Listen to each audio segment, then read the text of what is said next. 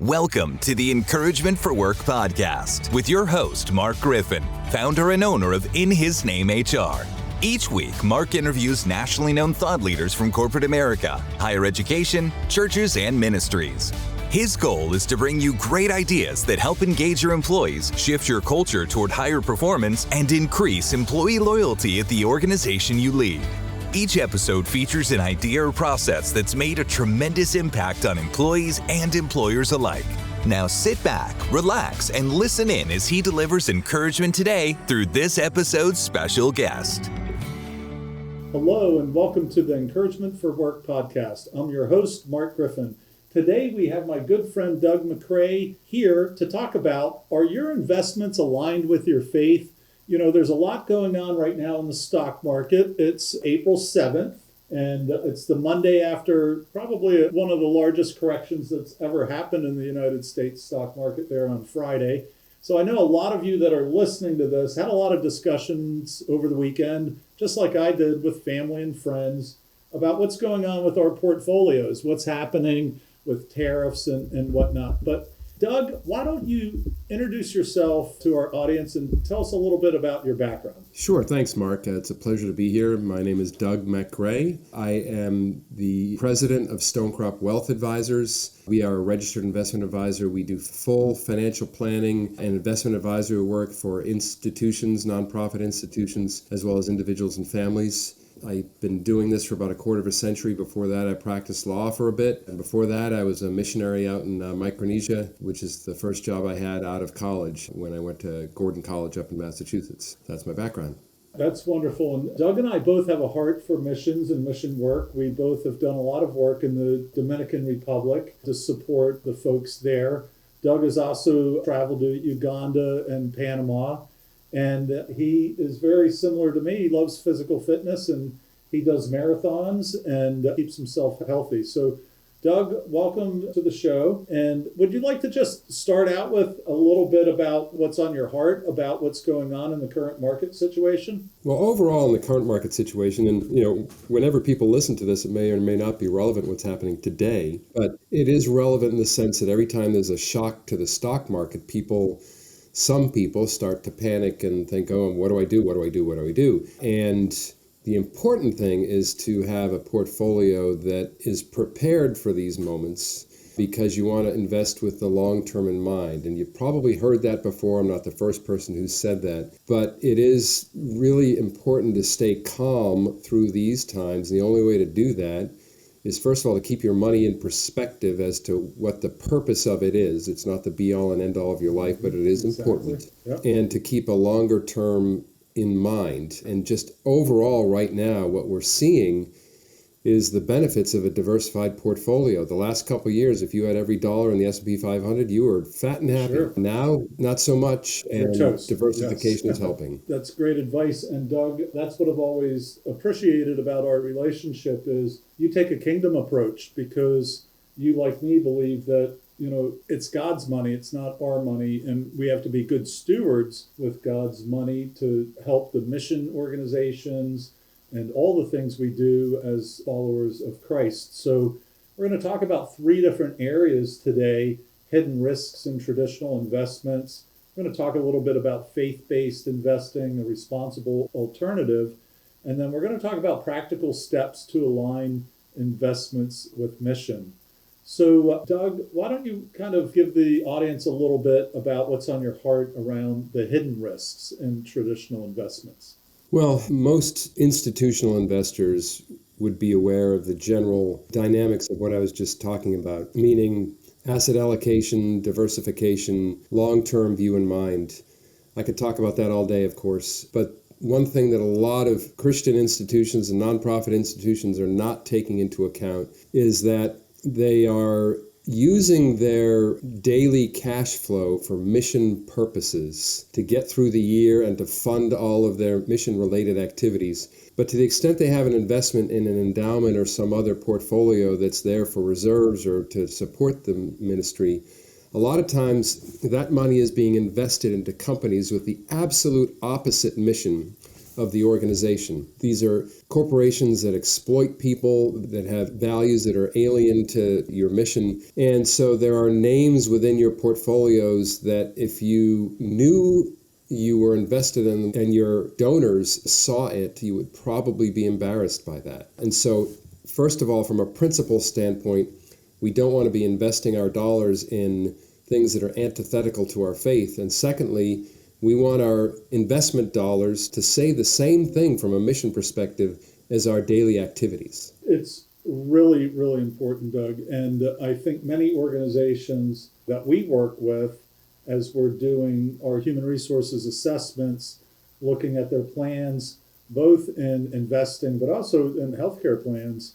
many well-meaning organizations don't take the time to look at the descriptions of what investing is occurring within their plans and making corrections. So that's really great that you stand in the gap and you help organizations in those areas. What about the faith-based responsible alternative? What are some alternatives that people can look at? Because I know there's especially a lot of Christian colleges, they're not going to invest in marijuana stocks or alcohol stocks, or there could be a variety of different things that they're not going to invest in. So what's some alternatives that are out there?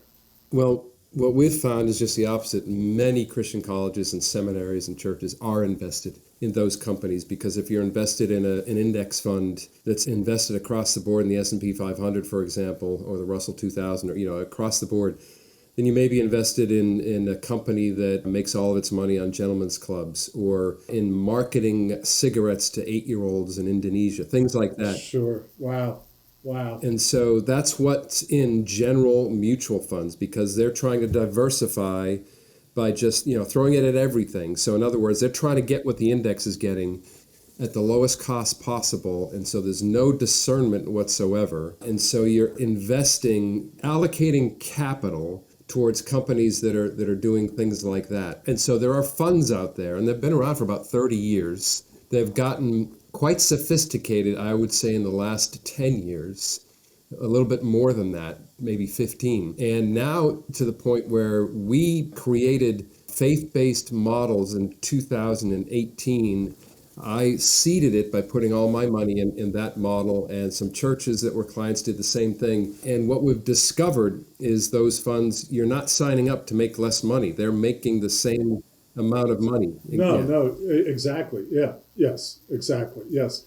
And that's the encouragement I want to give the listeners is investing in kingdom funds can give you a strong return. It doesn't mean that you're going to miss out. I mean, God's going to bless our actions. He's going to bless and multiply what we do. But I bet there's a lot of people listening today that never really thought about this. Maybe you're a company in Iowa and you have a 401k plan and you love your employees and you're pouring back to your employees, but you're actually not allowing your employees to invest in these kingdom alternatives. It's not that you did anything wrong, you just weren't aware about it. So if you're aware about it now, it's important to continue to listen. So Let's talk about the practical steps to aligning the investments with your mission, because we're all about mission, vision, and values. Right. That's the first thing that we do, IHNHR, with an organization is say, hey, memorialize your beliefs. You're a company founded on Christian principles. What does that mean? That's not illegal to say that. So if they're memorializing their mission, vision, values, and say it's a Mennonite company or an Amish company, and they're doing some investing, what's some practical steps that they can take?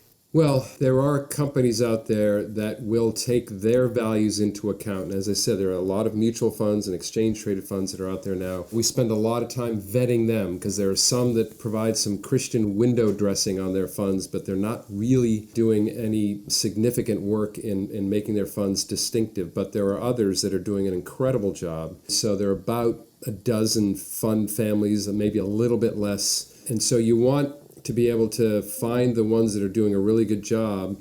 And what they're really doing is renewing the relationship between the investor and the company they are investing in. Exactly. Because all we know is we're investing in the market. It's not the market. You're investing in actual companies that are making money, doing actual things. So if you want to take practical steps, and the first thing is to get together with your investment team or your board of directors or whatever and say, okay, what should our investment policy be? Do we want to avoid certain things? And then once you come to some agreement on that, find a financial advisor who will respect that, because a lot of financial advisors will look at you cross-eyed and say, what are you talking about? I don't do that. But there are funds that have been out there a long time. A great portfolio can be put together for any of these organizations, and it's just a matter of opening up a portfolio and beginning to invest in these companies across all the different asset classes. That's excellent. That is wonderful what you do for organizations. So we're getting close to wrapping up this episode, Doug. How would you like people to reach out to you, like if they need some advice? Because I know you help people individually, but you also help organizations. And we'll have all the links in the description, but what's the best way for people to get a hold of you, Doug? Well, email is great. I'm very, very good with email and always respond to that. Go onto our website, stonecropadvisors.com. But email or phone call, either one. Email is great because, then I can get to it when I get out of a meeting or whatever and get back really quickly. So I'd highly encourage email. Wonderful. So we'll have all the contact information in the description. Doug, is there anything else that you would like to add to our listeners?